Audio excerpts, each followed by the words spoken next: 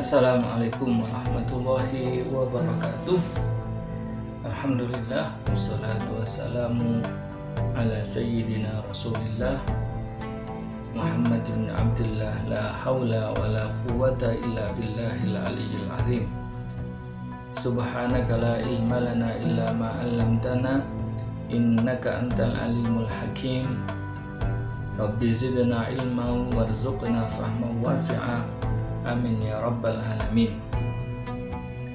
Para pemirsa yang dirahmati oleh Allah, alhamdulillah, alhamdulillah, selalu harus kita panjatkan kepada Allah Subhanahu wa ta'ala atas karunia-Nya hingga kita bisa masih bertemu dengan bulan yang mulia, bulan Ramadan. Pemirsa rahimakumullah, izinkan dalam kesempatan yang penuh berkah ini saya berbagi pengalaman, berbagi cerita terkait dengan bulan suci Ramadan di salah satu negara yang pernah Al-Fakir tinggal di sana, yaitu di negara Mesir, Republik Arab Mesir. Ada beberapa kenangan yang tidak bisa terlupakan yang pernah dialami oleh Al-Fakir saat menuntut ilmu di sana. Dari sekian banyak kenangan yang indah itu, ada dua hal yang ingin saya sampaikan pada kesempatan yang mulia ini, yaitu yang pertama adalah bahwa di kota Mesir, terutama di ibu kota Kairo, Al-Fakir tinggal di sana saat menuntut ilmu, merasakan betapa mulianya bulan Ramadan ini,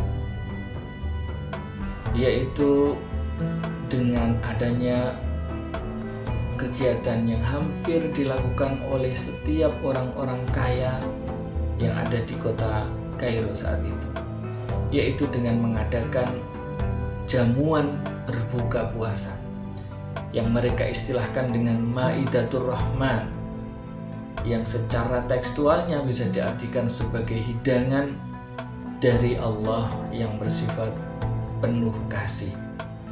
Maidatur Rahman ini menariknya dibuka secara umum untuk siapa saja, untuk kalangan mana saja yang hendak membatalkan puasanya berbuka menjelang azan maghrib di sana.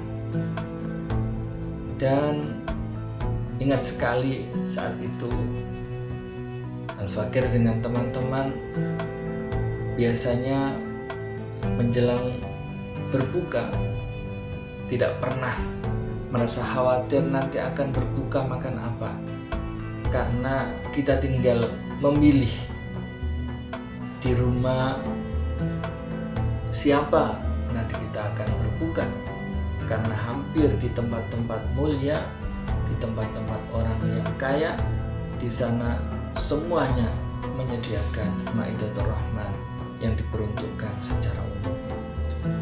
Maidatur Rahman ini tidak hanya menyediakan takjil, tetapi juga menyediakan makan besar.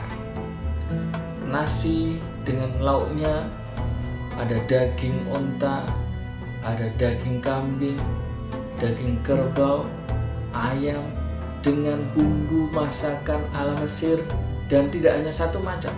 Kita bisa memilih, meminta, dan sesuai dengan selera kita. Makanan ala Mesir, minuman pun juga beragam. Tidak hanya sekedar air putih, tidak hanya sekedar kurma yang dicampur dengan minuman ala Mesir, tetapi juga bermacam-macam minuman yang disediakan di sana. Itu semuanya mereka sediakan secara gratis bagi siapa saja yang ingin berbuka di tempat tersebut. Apa pelajaran yang bisa saya sampaikan di sini, para pemirsa yang dirahmati oleh Allah? Yaitu kesadaran yang tinggi tentang betapa besarnya pahala bagi mereka-mereka yang menyediakan iftar, menyediakan buka untuk orang-orang yang berpuasa. Di dalam hadis dinyatakan bahwa man aftara shaiman faka'annama shoma atau kama qala Rasul. Barang siapa yang memberi buka orang yang berpuasa, maka seakan-akan dia sendiri itu yang berpuasa. Artinya pahalanya sama dengan orang yang melaksanakan ibadah puasa. Inilah yang mereka cari, inilah yang mereka inginkan dengan menyediakan Maidatur Rahman di tempat-tempat mereka, di rumah mereka, di tempat musola mereka, di masjid-masjid yang mereka miliki. Pemirsa yang dirahmati oleh Allah, hal kedua yang juga tidak bisa Al-Fakir lupakan adalah kesan ketika malam 21 hingga menjelang Hari Raya Idul Fitri. Kita sebagai mahasiswa saat itu, ingat sekali saya senang sekali jika kemudian bisa melakukan iktikaf di masjid-masjid yang besar, yang mana di situ menyediakan tempat untuk iktikaf selama 10 hari terakhir mulai dari malam 21 hingga Idul Fitri. Senangnya bermacam-macam alasan.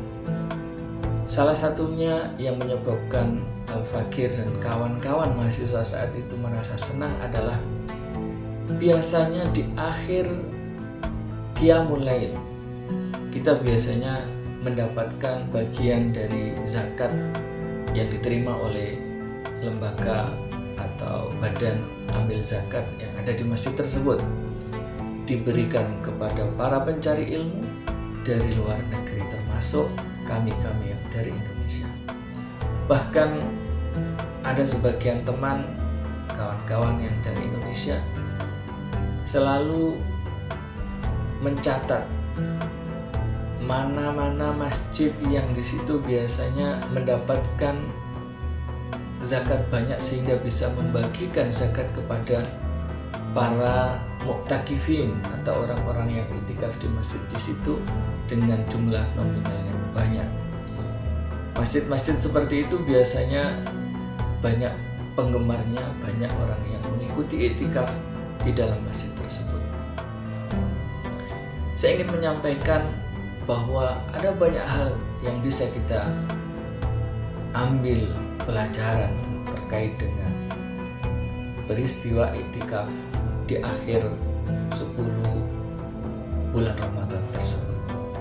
Tentu saja sebagaimana disabdakan oleh Rasulullah SAW bahwa Lailatul Qadar itu bisa kita cari dalam 10 terakhir bulan Ramadan, maka dengan iktikaf selama 10 hari di akhir bulan Ramadan itu, harapan kita menjumpai malam Lailatul Qadar semakin besar. Dan tentu saja ketika kita melakukan iktikaf tidak hanya diisi dengan berdiam diri saja di dalam masjid, tetapi juga mengisi malam-malam kita dengan berbagai amalan, terutama adalah baca Al-Quran dan sholat Qiyamul Lail.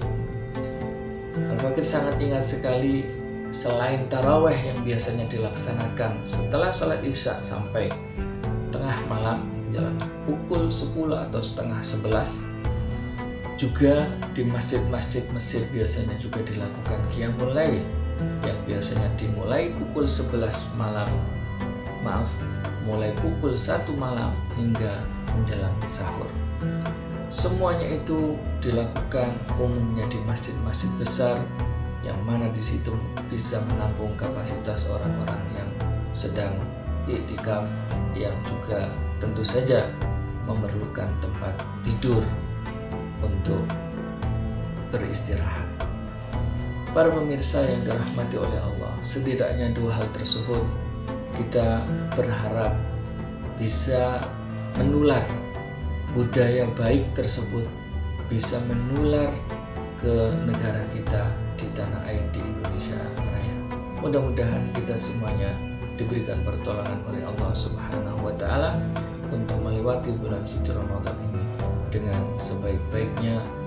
Hada minni, dan terima kasih atas perhatiannya. Walafu minkum. Wassalamualaikum warahmatullahi wabarakatuh.